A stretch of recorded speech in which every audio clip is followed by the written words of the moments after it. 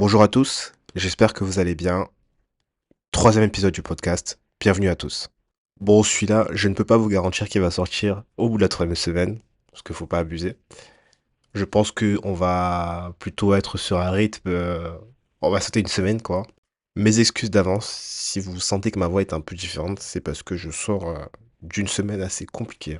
J'ai eu une grosse grippe, mais maintenant, Dieu merci, tout va pour le mieux. Bon, troisième épisode. Je pense que maintenant on est un peu familier. Je vais pas non plus me représenter de façon exhaustive comme je l'ai fait sur les deux premiers épisodes, mais un petit rappel de mon prénom au cas où si vous l'avez oublié.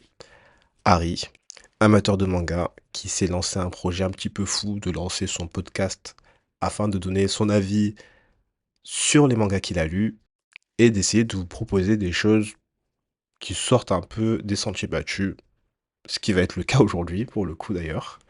Et puis voilà, sans plus attendre, on va directement se lancer dans la revue du jour. Un manga qui, initialement, je n'avais pas prévu d'en parler, pour être honnête, parce que c'est une très bonne histoire, comme d'habitude, parce que je vous propose que des trucs que j'aime bien sûr. Mais ce n'est pas une histoire qui va convenir à tout le monde. Puis au final, je me suis dit, bon, au final, l'objectif du podcast, c'est quand même de parler de ce que tu as aimé. Donc, pourquoi pas en parler, tout simplement. Évidemment, c'est un seinen, encore une fois.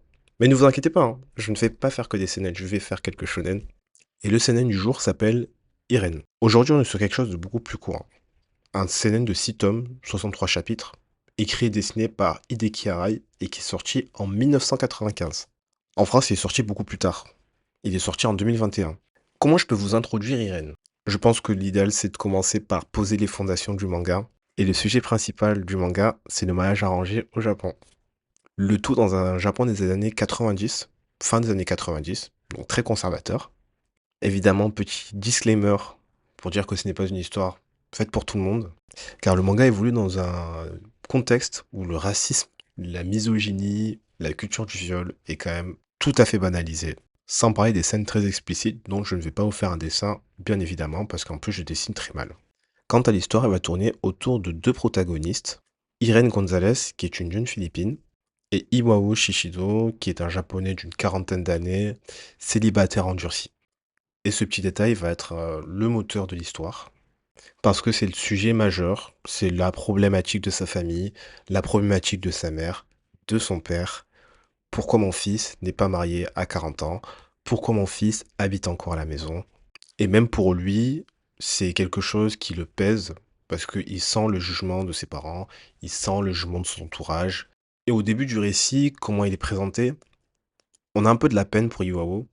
On sent que c'est quelque chose qui est difficile pour lui, qu'il a envie de connaître l'amour, qu'il a envie d'être en couple avec une personne, de pouvoir avoir des projets, etc.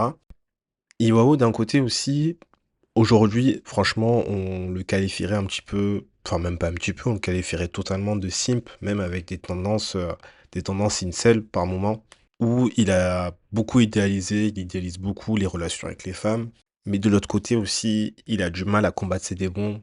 Je vais pas vous faire de dessin encore une fois. Et en plus de ça, il a ce côté, cet ego où il ne veut pas d'un mariage qui est mis en place par ses parents. C'est quelque chose qui ressort assez souvent, où il a vraiment cette fierté, où il se dit, bah, moi, certes, je n'ai pas de femme, mais je peux me marier par moi-même, je n'ai pas besoin que ma mère m'aide ou que mon père m'aide dans cette démarche-là. Sauf qu'un jour, il entend parler de cette alternative-là, se marier avec une personne d'origine étrangère, une personne qui vit dans un pays plus pauvre que le Japon. Et lui, il faut savoir qu'au début, il est complètement fermé à l'idée, hein. Il est complètement fermé à ça. Il se dit, mais moi, si je veux me marier avec une femme, je peux le faire. Sauf que vous savez, hein, il y a toujours un petit moment dans l'histoire qui fait que le protagoniste, il change d'avis. Et c'est ce qui arrive, et c'est pour ça que notre cher Iwao prend un petit billet d'avion direction les Philippines pour voir un petit peu comment ça se passe. Et là, c'est super bien parce que bien sûr, c'est vachement détaillé et je trouve que cette ambiance était très particulière. Pour pas dire glauque, honnêtement, franchement, le mariage arrangé, le concept du mariage arrangé dans des pays un peu moins développés, je trouve que là, c'est vraiment bien fait parce que c'était vraiment, vraiment, vraiment, vraiment, et je le dis, très glauque.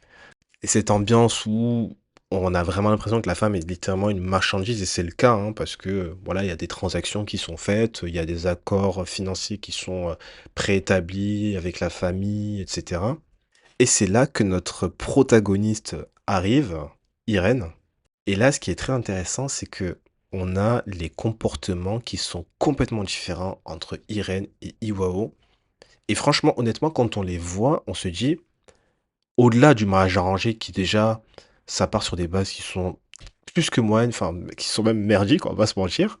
On se dit, quand on les voit, la première fois qu'ils se rencontrent, on se dit: «Comment ce mariage va tenir dans le temps?» Et ils n'ont mais absolument rien en commun. C'est fascinant à quel point ils sont différents. Franchement, d'un côté, on a Irène qui apparaît la première fois comme une personne très extravertie, qui ne tient pas en place et qui a même parfois des comportements et des gimmicks, je n'exagère pas, d'un animal. Et je pense que ça a été vraiment le but de montrer bah, que ce sont des personnes de pays qui sont moins développés, qui sont sous-éduqués, qui ne connaissent pas les bonnes manières. Alors bien évidemment, ce n'est pas mon avis, qu'on soit bien d'accord sur cela. Moi là, je veux surtout mettre en avant la position des Japonais sur cette question-là. Et donc, il y a cette différence de caractère qu'on voit directement à la première rencontre entre Irène et Iwao. On a un écart d'âge colossal et également qui ne parlent pas la même langue surtout.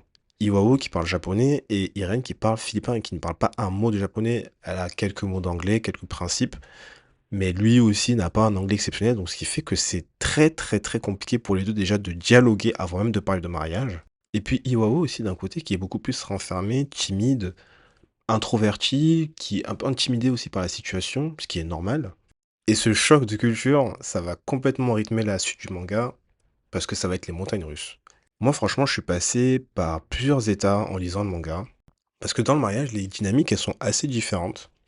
On aura un moment où on se sentira vraiment, on aura de la compassion pour Iwao, on se dit, ah mais même s'il n'a pas fait les choses de la bonne manière, bah au final, il se comporte plutôt bien avec la personne, puis après, 2 chapitres après, on s'est dit: «Mais c'est vraiment un salopard» et on saura jamais vraiment sur quel pied danser jusqu'à la fin et ce sera pareil pour Irène aussi parce que comme elle est pas japonaise, elle sera mal accueillie par sa belle famille. On sent par moments, on se dit: «Bah, on a de la peine pour elle», on se dit: «Bon, bah, franchement, c'est horrible, elle est dans un pays où elle connaît pas la langue, elle est avec un mari qu'elle connaît pas du tout». Mais puis, à un moment, il y a des moments où on sent qu'elle est plutôt heureuse. On sent que, bah, ça se passe bien avec, Iwao, et puis ça dure, 2 chapitres encore une fois et puis ça repart en cacahuète. Enfin voilà, c'est complètement instable, mais c'est ce qui fait vraiment le charme du manga. Et après, en plus de ça, au plus on avance dans l'histoire et ça monte vraiment de façon crescendo sur tous les aspects, que ça soit, vraiment la relation, que ça soit la relation avec la belle famille, que ça soit avec l'entourage, que ça soit, tout le contenu explicite. Un moment, vraiment, tout part en cacahuète. Moi, j'ai complètement halluciné. Alors, vraiment, c'est incroyable et ce côté lunatique, slash apocalyptique, slash ce que vous voulez du manga, bah, c'est ce qui est vraiment, donne une forte identité à l'histoire et je trouve que c'est trop cool. Alors bien sûr, on a Iwao et Irene, mais on a aussi plein d'autres personnages qui ont des super flashbacks, hyper intéressants, qui apportent une vraie plus-value, et tu finis par comprendre pourquoi ces personnages-là se comportent de cette manière. Je pense notamment à deux personnages qui sont très très cool, et j'espère que vous aurez l'opportunité de le lire, ce manga, parce que les flashbacks sont très bons. Et le sujet du manga, comme je vous l'ai dit, moi je pensais pas lire un manga un jour sur le mariage arrangé. Et au final, il s'avère que c'est vraiment très très bien. Et c'est quelque chose que je ne savais pas du tout. Enfin, j'en avais déjà entendu parler comme tout le monde, mais là je trouve que c'est bien détaillé, c'est bien documenté, c'est bien expliqué. Et ça met bien en valeur toute la complexité du truc du côté des Philippines, où on a vraiment des dilemmes de fou dans les familles, où certains arrivent à se poser la question de est-ce que je laisse ma fille partir avec un total inconnu qui va m'assurer la stabilité pour le reste de la famille et moi, sachant que aussi ma fille sera avec quelqu'un qui a de l'argent. Mais bien sûr, ça fait pas tout parce que la personne, on ne connaît pas vraiment son comportement, mais ça encore, c'est autre chose. Et surtout, dans tous les cas, le truc est quand même foireux de base parce qu'on part sur une relation tarifée, littéralement, parce que c'est ça. Mais enfin voilà, on va passer rapidement au dessin. Les dessins, alors franchement, c'est particulier. C'est particulier parce que c'est des dessins qui sont faits à l'encre, vraiment, c'est des planches qui sont faites à l'encre.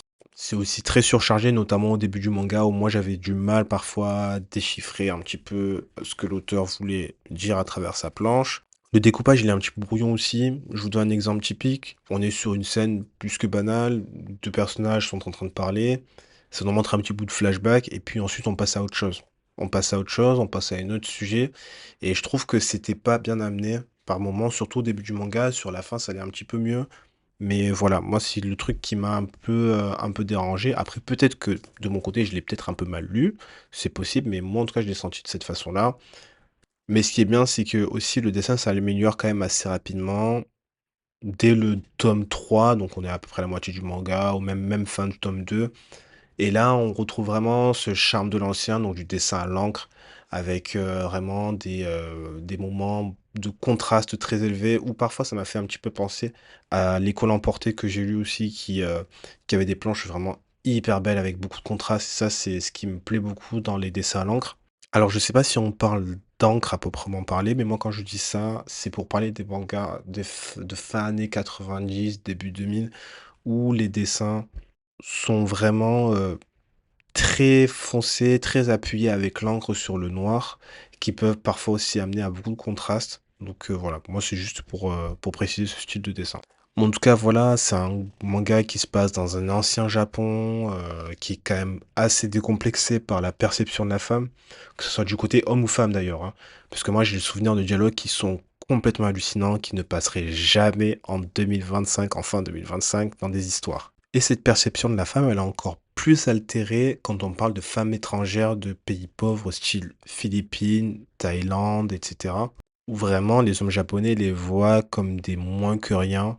Et c'est vraiment triste par moments quand on voit certains passages, certaines personnes, certains dialogues vis-à-vis de cela, certains avis. Moi, je trouve que c'est difficile à lire par moments, mais je pense que ça vaut le coup parce que c'est la meilleure façon de représenter les choses de cette année-là. Un petit peu dommage aussi parce que le père Jiwao apparaît rapidement au début, mais il est vite mis de côté. Je trouve que c'est dommage puisque j'aurais aimé plus en savoir sur lui. Et je trouve qu'il aurait pu apporter beaucoup plus dans l'histoire. Hormis ça, franchement, c'est une histoire très touchante, hein. Moi, j'ai trouvé ça très bien. C'est certes difficile à lire par moments, puisqu'on parle d'un sujet déjà que je ne pensais pas un jour m'intéresser, mais ça m'a tenu en haleine vraiment jusqu'à la fin, et en grande partie parce que chaque personnage, notamment par exemple la mère d'Iwao, qui pour moi survole le manga honnêtement par son caractère, c'est une écriture de haute volée, hein, vraiment du très très haut niveau. De par son caractère, ses flashbacks, ses dialogues, ses répliques, enfin franchement c'est un personnage je trouve qui est très très très bien réussi. Et puis le manga se clôture de façon pour moi parfaite, hein. Tous les sujets sont clos et vous savez à quel point j'accorde une importance phénoménale à avoir une fin bien. Et là c'est le cas, donc franchement moi j'ai vraiment passé un super moment quoi. Enfin un super moment, tout est relatif, hein, parce qu'évidemment la thématique n'est pas gay du tout. Mais en tout cas voilà, j'ai été vraiment très attaché au manga, j'étais très captivé par l'histoire et puis je trouve que c'est quelque chose qui vaut le coup d'être lu. Et ben voilà, on arrive à la fin de l'épisode. J'espère que ça vous a plu, j'espère que vous êtes restés jusqu'à la fin. Si vous êtes restés jusqu'à la fin, je vous invite à le partager, à commenter si ça vous a plu ou si ça vous a pas plu. Je suis très ouvert à la critique, tant que c'est fait dans le respect, dans la bienveillance, il n'y a aucun problème. Quant à nous, on se retrouve, je pense, assez bientôt pour un nouvel épisode, et notamment même cette fois-ci, mieux travailler mes introductions de podcast. Merci à vous, à très bientôt, bye bye.